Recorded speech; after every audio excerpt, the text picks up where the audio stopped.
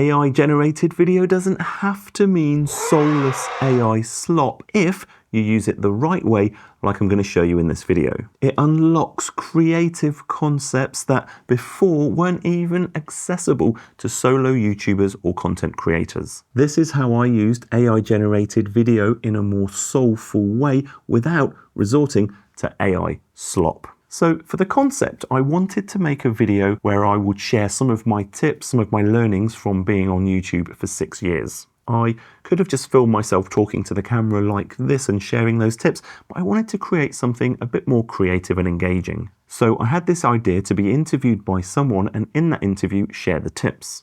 The problem?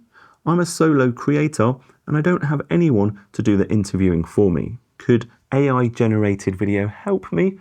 Here's what happened. First, I needed to choose how to generate the interviewer. I decided to use HeyGen for this. You can get started with HeyGen for free using the first link in the video description. Here we are logged into HeyGen, and then we're going to tap Create, and we're going to go and create in AI Studio.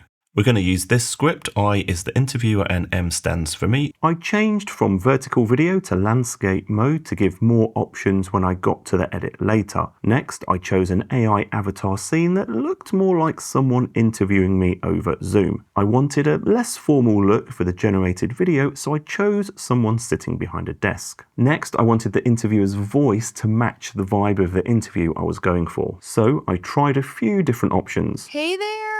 Hey there. Until I found the one that fit. Hey there, here's how I sound. Hope you like it. Now, it was just a case of copying and pasting the interviewer's lines into HeyGen. There's also a great feature in HeyGen that allows you to introduce custom length pauses in the script. But I'm going to click this button to add a pause because we want to add enough time for me to say my line. I'd need this later for a cool feature of the edit which would help make this whole interview feel more realistic. Once the script was pasted in, it was time to generate the AI video and choose the frame rate and resolution. That ended up taking about 20 to 25 minutes. You can click on this to preview it. Hey, Jason, thanks for making the time to sit down and chat with me. Now I just needed to download the video and get to work editing it. But first, I needed to film myself reading my lines from the script. Just getting ready to record my part of the interview. We're recording on the Nikon ZR as the main A camera. But there was one thing I'd need to remember. I had to pause before and after each of my lines to be able to create that cool, realistic editing effect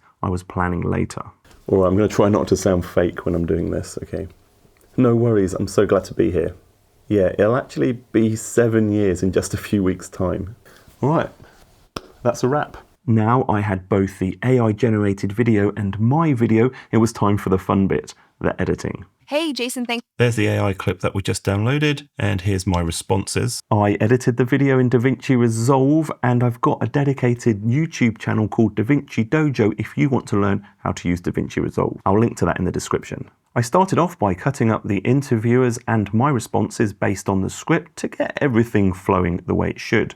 But here's the best bit, and it's why I added the pauses in the AI generated video and also while filming myself. I used the video collage effect in Resolve to create a side-by-side view where both the interviewer and me were on screen at the same time, and that's why those pauses were critical. I added some subtle J and L cuts to further increase the realism, but there was one more super subtle thing I wanted to do.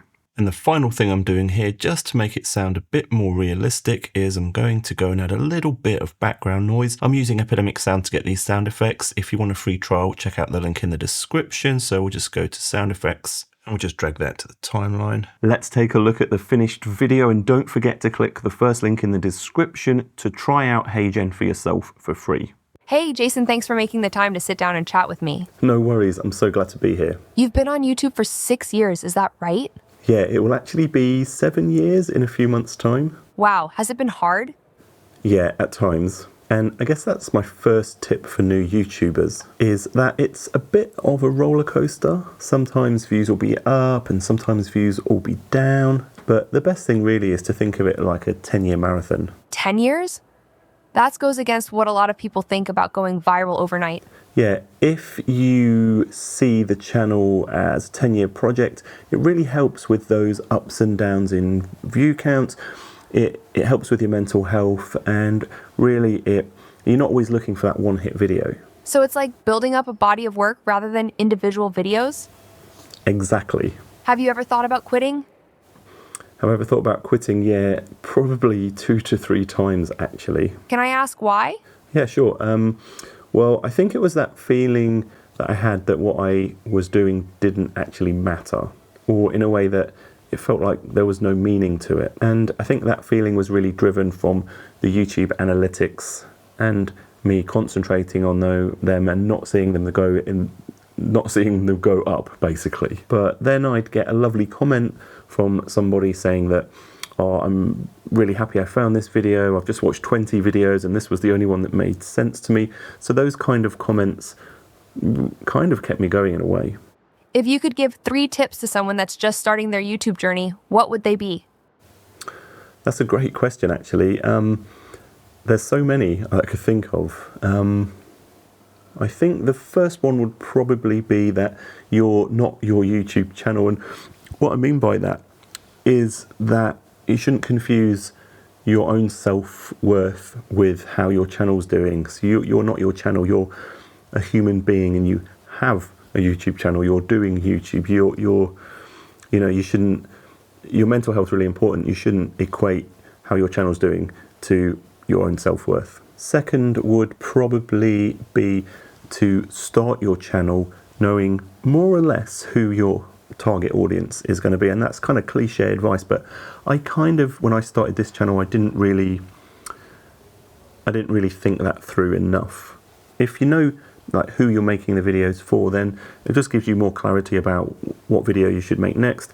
And if you keep making videos for that one particular audience, then the YouTube algorithm is going to kind of get an idea who it should present your videos to and hopefully grow your channel quicker. When I started the channel, I was doing a mix of editing in Premiere Pro videos at that time. I was doing landscape photography videos, I was doing gear videos for video making, I was doing gear videos for photography, so it was just a bit of a mess really. And number 3? Number 3 would probably be, I think it would be just to be grateful for having YouTube, or having the ability to be a creator on YouTube. And really, we have this capability to make things and record videos and make them and publish them. We don't have to, go through, like 20 years ago, go through production companies and gatekeepers and all these other people that would really control what went onto TV at the time, or in a sense, cinemas as well.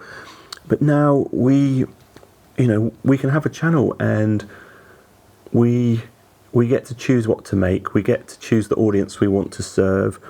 We get to share ideas and entertainment and inspiration all through the format of video on YouTube. So I think sometimes we get caught up in all the negative things that are happening, and we get caught up in those analytics not going the way we want them in YouTube Studio Analytics. But really, people don't think, they don't think as much about what an amazing time it is to actually be a human being and have access to all of these things. That's so true. Well, Jason, thanks so much for letting me grill you for a few minutes. Thanks. No worries. I just hope that it's been useful to someone. I'm sure it has, and I want to wish you success for the future of your channel. Thanks so much, Anna. I really appreciate you taking your time, and hopefully we get a chance to do this again in the future.